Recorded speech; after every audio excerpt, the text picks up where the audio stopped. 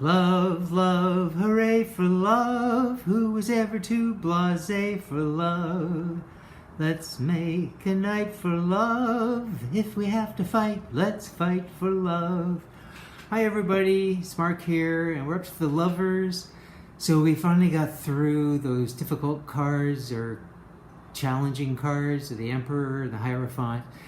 And here's a card that most people like to see, but often for the wrong reasons. I like to see a moral choice or a choice about love depicted on the card. Here, Pamela Coleman Smith is just landed us in the Garden of Eden, and that's just a little too biblical for my liking. Yes, we have a couple interacting on some level, and yes, there is a moral choice if Eve is going to be tempted to eat the apple, but no, I'm just looking at Bible stories when I look at this card. And so let's go through some other lovers cards and see what we got. Here's another one that's very similar. So again, it's not high on my list. This is from the Connolly Tarot. Same sort of thing going on here. Tarot of the Old Path. Again, we have a couple in a garden of sorts, but there's no snake, and this is more of, I don't know, an odd alien angel. So it's not quite as biblical in its interpretation, at least on my eyes. Here's a take that I do like. So we've still got this angel, but the angel is actually a headboard in this scene. This is a couple having breakfast in bed, and they've got a little snake here around the teapot, and there is an apple with a slice out of it. So the implication is there, but it's not so biblical in its look. And what's more coupley than sitting in bed on a Sunday morning, having breakfast, reading the paper with a loved one? So I actually really I think this is the best of the ones I've just showed you so far. This is the Tarot de Marseille, the Jean Noblet, and this is where it all came from, the choice, the obvious choice, but not in a biblical way. So here we usually see a younger woman and an older woman. It's hard to determine which is which. And a young male kind of confused between them as to what to do, with a Cupid that is sometimes blindfolded and sometimes not. So this is the kind of version of the Lovers that I like to see. This choice going on, this ambiguity as to what's going on in the scene, so you can actually adapt it to many different kinds of readings, and it's not just a passion play of sorts. So you don't have to read Marseille to come across this kind of depiction of the Lovers, because in the Sheridan Douglas we have a very similar look to the card. In the Barbara Walker, the same. We seem to always have a male in the middle and two females on either side. This one looks more like maybe a queen. This is the Tarot de Ozarks, and so we've got another kind of, this one guy looks very confused or disturbed by this other person getting in the way. And the artist said that she sort of did a muddied kind of look because she wanted to get the confusion around choice across in the card. Marshmallow Marseille. This is in fact a Marseille type, of course, but I just really love the expressions on all the faces. Is this his mother because she's so much bigger? But this woman looks a little older. Is this his very tall fiance? Not quite sure. Now we're not blindfolded up here, but I just like the energy in that card. Here in the Mythic Tarot, we see another choice, but this one is, of course, Paris and the Helen of Troy and the three goddesses. He's trying to make a choice of who he's going to give the golden apple to. So I like it. It works for me. Again, the choice is front and center there. Here is from the Soprafino, and now we have a king instead of a woman. A blindfold again on Cupid. So there might be a different interpretation here, but we still have 3 figures in the card and perhaps a choice of some sort going on. I mean, whenever we see this Cupid with this arrow, we may not have a choice at the end of the day when he shoots the arrow. This one is from the 1JJ Swiss, and now we have like this sort of crone, or I don't know if it's a man or a woman, sort of looking on to this couple that have made the choice already. Unblindfolded Cupid up here. I get a real matchmaker, make me a match vibe from this card. Now, when it comes to angels, as we've seen, there's been a lot of them in these cards so far in the Lovers card. This is my favorite from the Dreaming Way, where this sort of funky angel with these sort of insect wings is just taking each of their hands and is likely going to be joining them. There's no arrows being shot, but there is a sort of a sense of something, a higher power bringing two people together. They look uncertain, so I get the vibe of a choice there without a third person having to be chosen between. So I really like that. Okay, now we're going to get into some more odd depictions of the lovers. This is from the Fountain Tarot.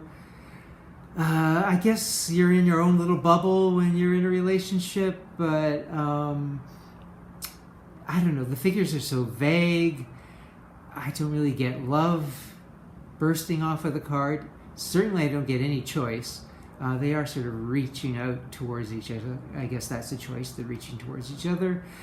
I think it was done this way so that you could put any gender on either of these cards, which I like. But even the colors, there's just no lover's energy there for me.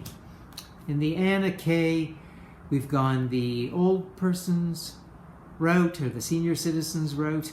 And I guess this is meant to say that love is a choice you make every day if you're going to get into your twilight years with the same partner.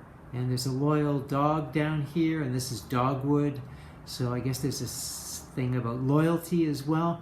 But I don't see any choice going on here other than, like I said, they've already obviously made the choice to stay together throughout their life. This is from the Spellcasters, Modern Spellcasters. And I like it because they are cloaked in a sort of ceremony. And I think this is a joining kind of rune, this X in the heart up here. And I just like it because we don't see their gender. We can just sort of guess at their gender. And so that allows for a greater interpretation of the card. But again, not obvious choosing. From the Numinous Tarot, well, we got a whole lot of people to choose from. Maybe there's too many people to choose from. Maybe this is the first Lover's card to depict polygamy. I don't know. For me, it's beautiful, but too populated for a Lover's card. From the Ostera Tarot, we have this Lover's Dance, this tango. Now they're blindfolded. We got rid of Cupid, and we got more of a Love is Blind kind of vibe. And it is kind of a dance we do when we're in love. So I'm fine with that. Again, I don't see a choice. Prisma Visions, same idea. We've got a tango going on here. But we do have a male-male couple in the background as well, also doing this dance. Okay, so then we get into the Lovers cards where it's just about two people being passionate. We've completely lost the choice, except for the fact that you've chosen to be intimate with this person. But now it's just about more the sex part of the Lovers. So this is from the Alchemical. And in the Alchemical Tarot, we have this sweet Lovers card. But if you really want to step it up, he gives you an alternate Lovers card. So there's that. In the Slow Tarot, again, naked people together. For some reason, there's a house on fire in the background. Maybe someone can tell me their interpretation of that. It's not in the book. Tarot de Sainte Croix, we just see two figures completely wrapped around each other with this rapturous fall background happening. They're on fire, they're red. Spiral Tarot, same idea. Our angel is back. So it's somewhat a cross between the Passionate Lovers and the Garden of Eden style lovers. Light Seers, full-on lovers' passion. I like the interracial aspect there. This is from the Cosmic Tarot. Looks like it's straight out of a Dirty Dancing poster, but again, we're in the same kind of vibe. Efflorescent Tarot, here we are again. Two skinniest people ever getting together and making their bones rattle, I guess. Now, this one makes me laugh, the Voyager Tarot, because this is my favorite of the passionate types, because it's just these kooky stone figures, and you can imagine that there's nobody else in the world that looks like them, and they found each other, and they are not letting go. They found their person. So I just love the energy off of that. Cosmic Tribe does a great thing. They have two males as lovers. We have a Cupid up here, and you get the choice, or you could use the two females as your lover's card, depending on who you're reading for, or the male and the female presenting cards. So that's great to have the choice. The only deck I have where you get that choice. My favorite lovers in terms of this passionate vibe is the one from the Morgan Greer, because they're just so 70s, they're so cute, greatest butt in the history of lovers cards down here, and the whole energy is great overall. Now we're getting to the end. Now you would never think I would have a Thoth tarot card at the end, because it's not my favorite deck. But what they've done here is something I like. I mean, they've still got Cupid, and we're out of the Garden of Eden at least. I'm not sure how much of a choice there is. It is interracial, so it was really ahead of its time. But what I'm loving are these smaller figures. This person who is white has a black figure child, and this black figure has this white figured child. And what I'm seeing is this person is the projection from this person. In other words, this is their ideal of what they want in a lover, and now they've found them. They've projected it out into the world. And the same here. Someone wise once said there would be no love without projection, the psychological thing called projection. So I do like that idea a lot, because I think that is what's going on with lovers cards. But then I think the World Spirit Tarot did it better, because the genders aren't as clear, but we still have these interracial sort of baby cupids with their opposite.